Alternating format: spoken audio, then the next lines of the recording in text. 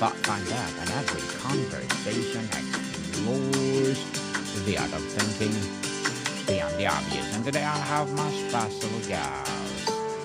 He's a board certified emergency medicine osteopathic physician with a dual degree in philosophy, bringing clarity to history, a unique perspective and passion to life's purpose. None other than Dr. Dana Cowles.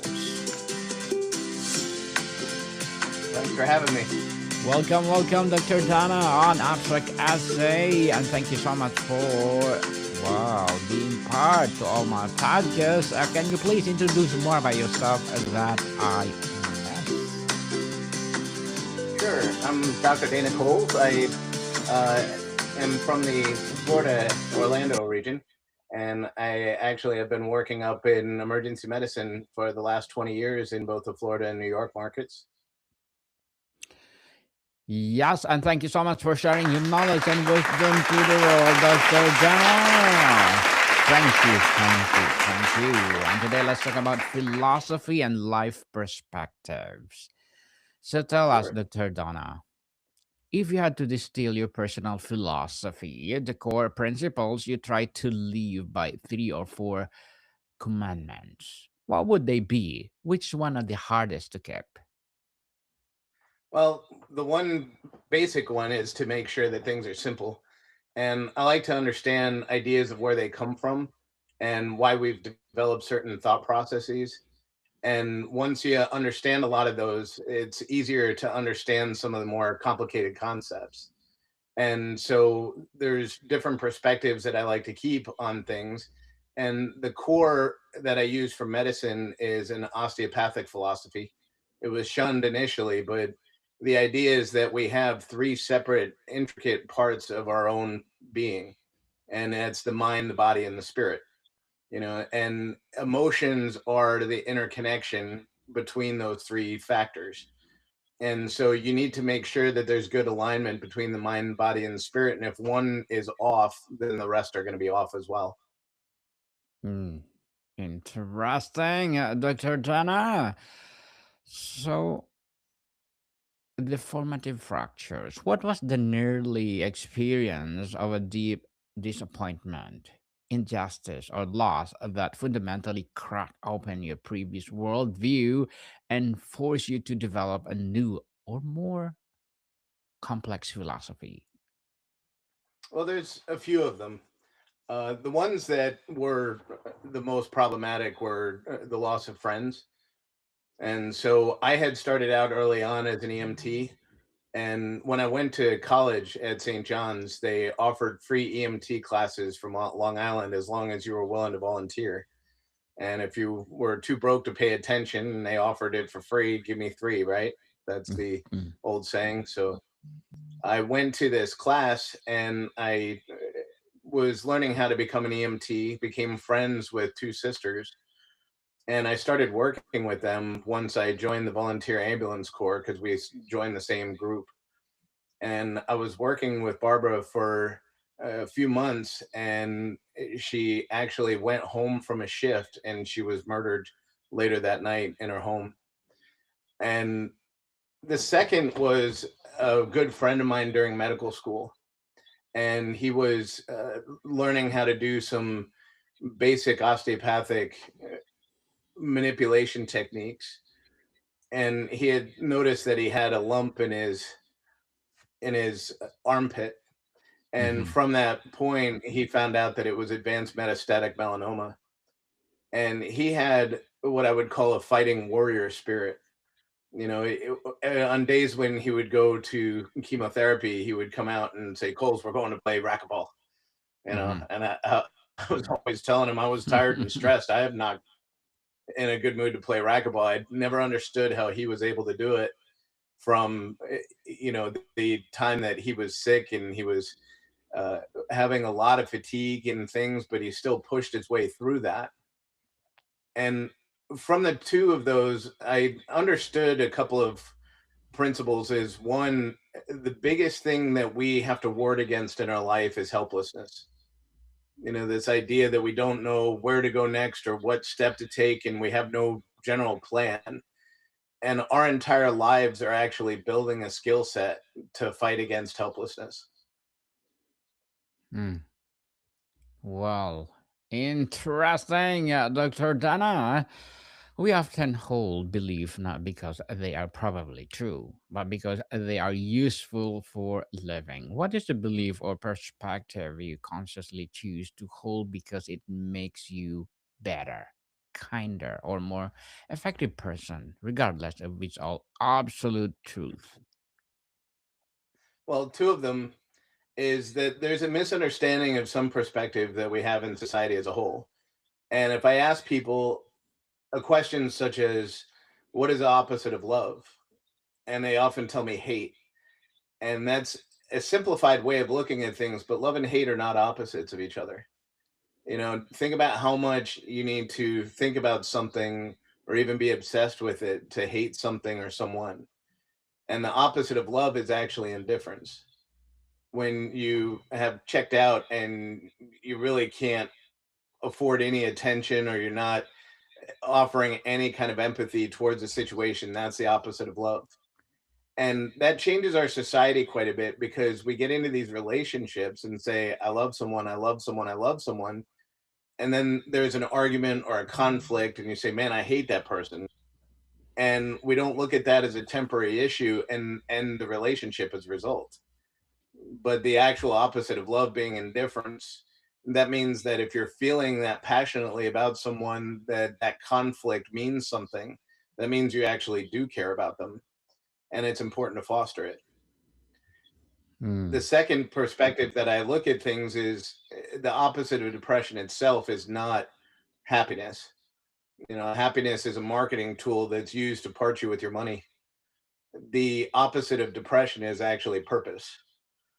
And so I try to focus on my life of the things that I'm passionate about versus the ones I really don't care.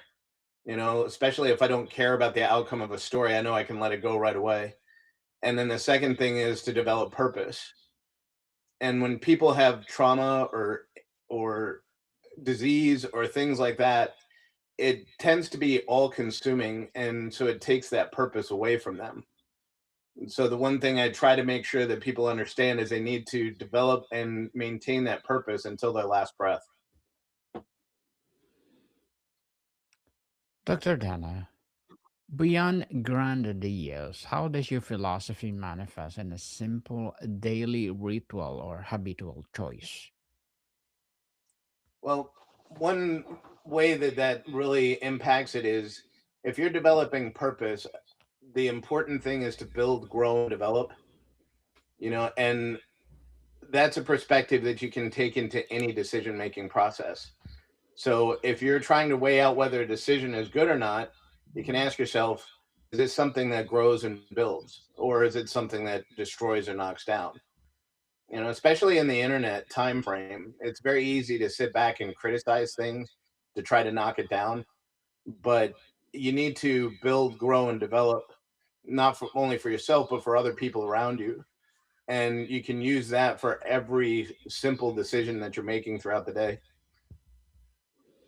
Is there a particular philosopher or school of thought that you consistently return to as an antidote to your own worst tendency or to the anxieties of our current age? Why does it work for you?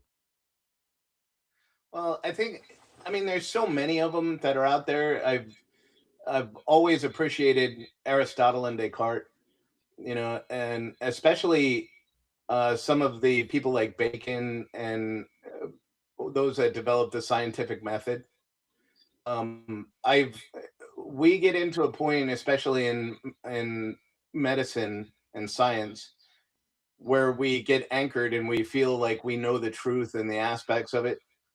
And it's always important to question.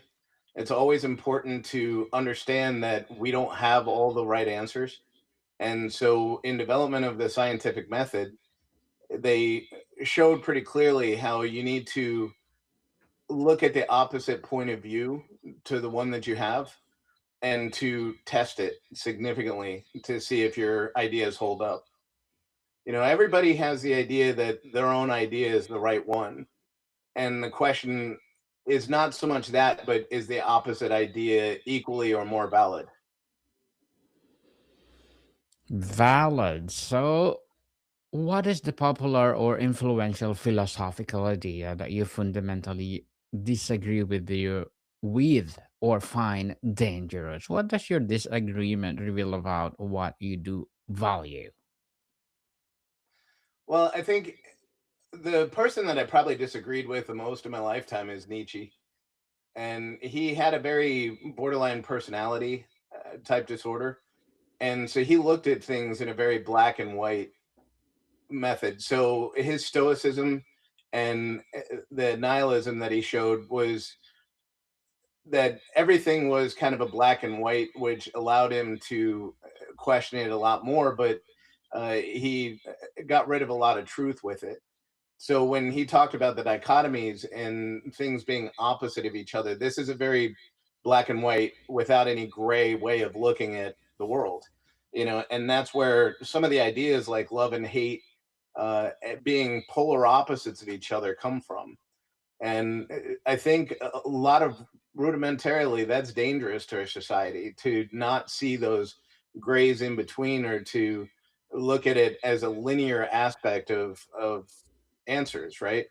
And when I grew up in the 1980s, it was very predominant that people were looked at as all good or all bad, and I don't tend to believe that. I personally, I don't believe that there's good people and bad people. I think people do good things and people do bad things.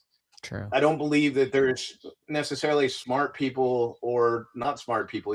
People say and do smart things, and people say and do dumb things.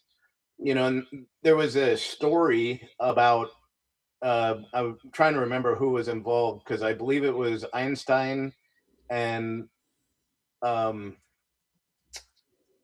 Planck and a couple of other scientists of the day, and this was in the 1920s.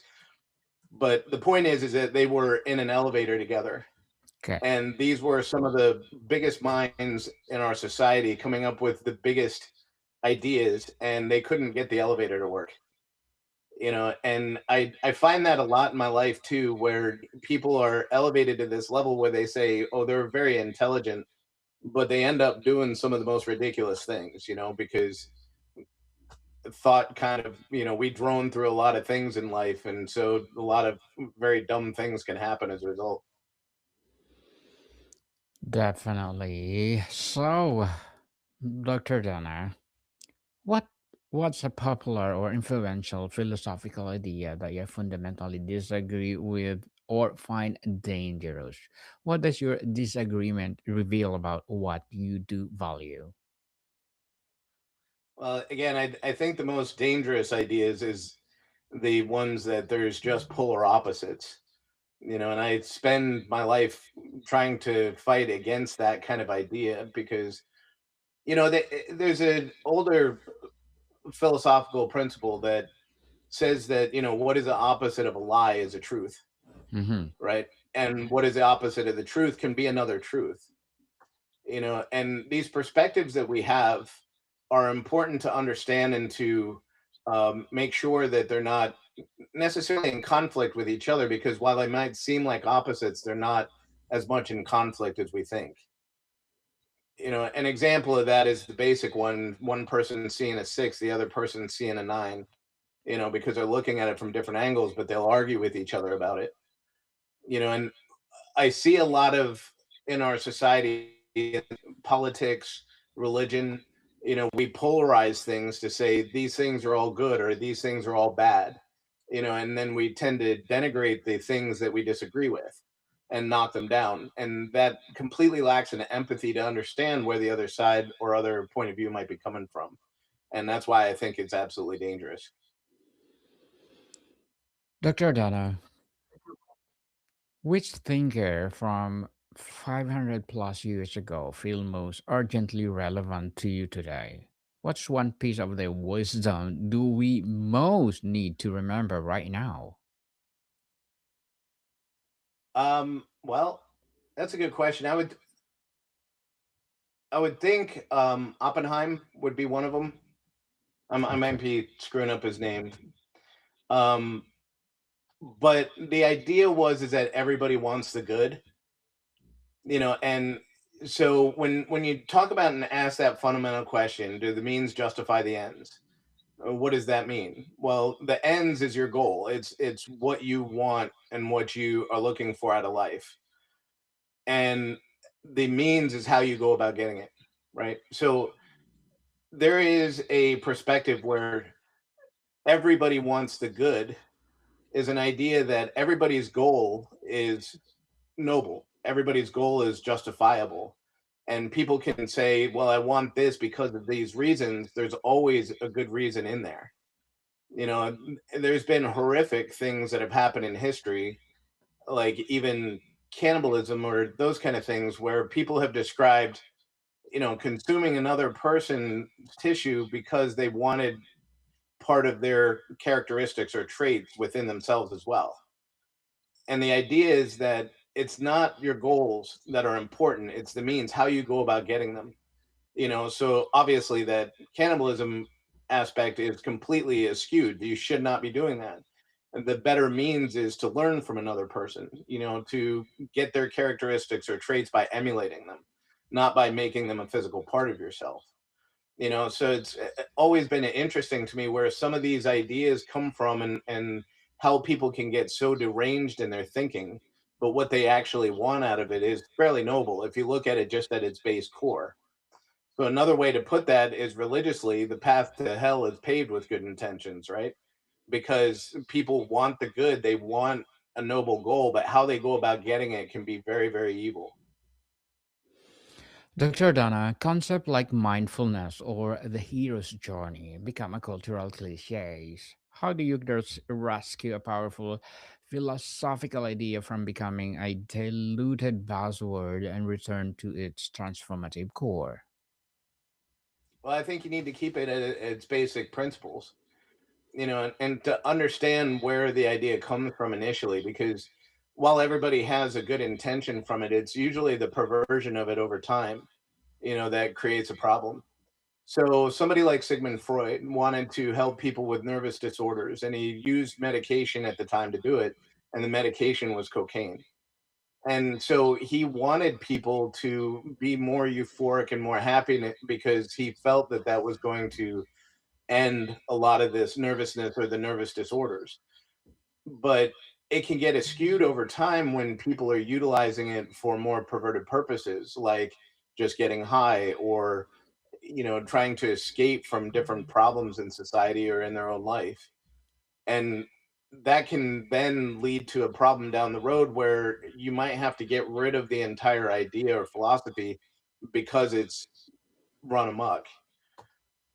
The same type of thing happens within, like, our own financial institutions. So when you have Alexander Hamilton and several of the other founding fathers that had developed an idea of the initial national debt or Federal Reserve or these kind of functional things to try to help the country grow and develop at a rapid rate, over time those things get perverted, where people are utilizing it for their own benefit, or they've got some agenda behind it, and those can get run off the rails essentially. So I think the answer to that is to make sure that we're appropriately studying history appropriately, and not just through propaganda, but to understand where these ideas come from and why they were initially developed. And so I like to learn where a lot of phrases come from or how they developed, to keep that grounded so that you remember to make sure that you see what the first principles were and not necessarily what we're looking at in current time. Interesting, Dr. Dana. The interesting indeed. Philosophy often focuses on a big moral dilemma. But what is the small, almost invisible ethical choice you try to make consistently in your daily interactions that you believe has an outsized impact? Well, I think in medicine becomes the ultimate dilemma. And so I try to make sure that I focus on what's important in medicine, which I talk to students or residents about on a regular basis. The idea is, what do we do in medicine? Are we supposed to be treating people? Are we supposed to be benefiting them? Are we supposed to erase pain or suffering?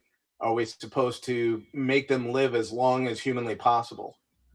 And a lot of these are grandiose ideas, but a lot of times they can become impractical and they often might be inappropriate.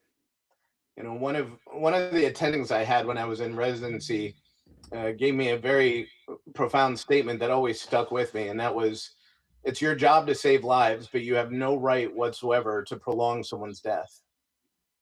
And so, to utilize all of our medical capabilities to just make sure that somebody's living longer when they might not think that their quality of life warrants it. And maybe that's not something that the patient or their family wants done. So we have to learn to take into account all aspects of medical care and life, and what is their quality of life, what is their overall health status, to be able to make these decisions of how far and aggressively they want to treat. And one of the basic principles that I try to teach people is that the importance of medicine is not just in the treatment but in risk stratification. How dangerous is a certain problem? One example of this is when somebody comes into the emergency room and they might have abdominal pain, Hmm. okay, or they have chest pain. Is it practical to think that by the end of the visit, we're going to know exactly what caused that problem?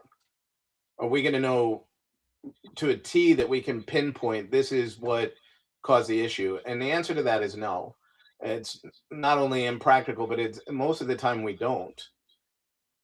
A colleague of mine had done a study of how often an actual diagnosis is made, and especially out of the emergency room, the answer became 82% of the time we do not. So if someone comes in complaining of chest pain, their final diagnosis is undifferentiated chest pain. Same with abdominal pain.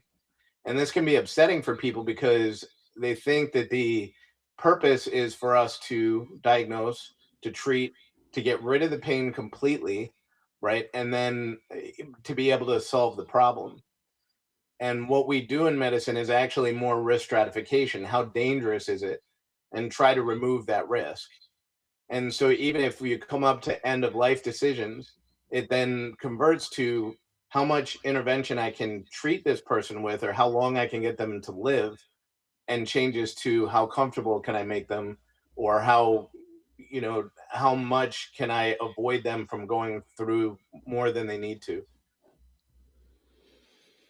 Interesting, interesting, Dr. Donna. But before we wrap up our discussion for today, I'm inviting you to please do listen to my other podcast, people, because my abstract essay is already in sixth season, abstract power 3 in third season, and of course, my book 101 review in its sixth season as well, comedy 101 third season, and my food 101 in sixth season as well, geography 101, love letters, movie 101 review, music 101, art fourth or no, fifth season, Science 101, Sex 101, fourth season, Trivia 101, Law 101, Mental Health 101, Motivation 101, Entrepreneurship 101, and of course, Bible Verses 101 are my baby podcasts. So please listen to them wherever you listen your podcasts. So, Dr. Dana, the best philosophy often happens in dialogue.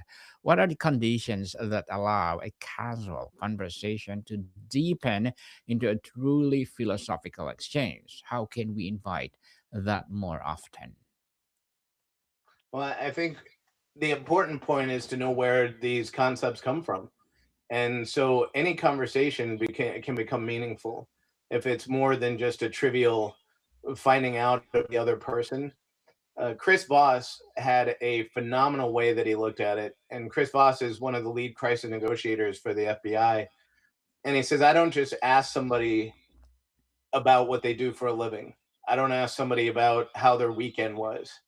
He'll ask a question like, what do you love about your job? And it invites a more profound discussion. But if you're talking about casual discussion and making it meaningful, the number one thing you need to do is be present for it. To go into it of a mindset of not just what am I going to say to this person, but what am I going to receive from them? What can I learn from them or understand from them? Because everybody's got their story and everybody's got their perspective, and that is an entire learning experience. And again, I think the most fundamental thing for us is to avoid that one enemy of helplessness, and to do that is building a skill set. So every conversation that you have in your lifetime is helping to build that skill set, because not just facts and figures, but other people's perspective is what helps to build it. To build it indeed. So thank you so much for sharing your knowledge and wisdom to the world, Dr. Dana. Thank you. So can you please invite our listeners to support your advocacy or anything you want to promote on abstract essay or something else? Well, sure. They can go to my website at colesemergencyservices.com, and we're going to have some folks coming out. And if they want to support, they can just like and share this podcast and help to spread the messaging around. Yes, people, let's support Dr. Dana Cowles for the upcoming book and, of course, the advocacy. Visit the website itself and, well, hoping for more and more empowering advocacy like this to come. Dr. Dana, so I have one more question. If you could ensure that one philosophical insight or habit of mine was passed on to the next generation, what would it be? How do you teach it not as a lesson but as a new experience? I think keeping perspective is the most important part. So making sure that you understand that life is not about the black and white. It's about understanding and learning, and that's a prospect that happens your entire life. And from that, you develop a skill set. The skill set will lead you to purpose. So once you have that purpose, make sure that you follow that till your last breath. And purpose can change. It's not just, one thing at any given time. Your purpose today might be something completely different than your purpose tomorrow. And it's important to allow those doors to open. Yes, definitely. So, Dr. Dana, thank you so much for your time. Absolutely. Thanks for having me. More to come, people. See you soon.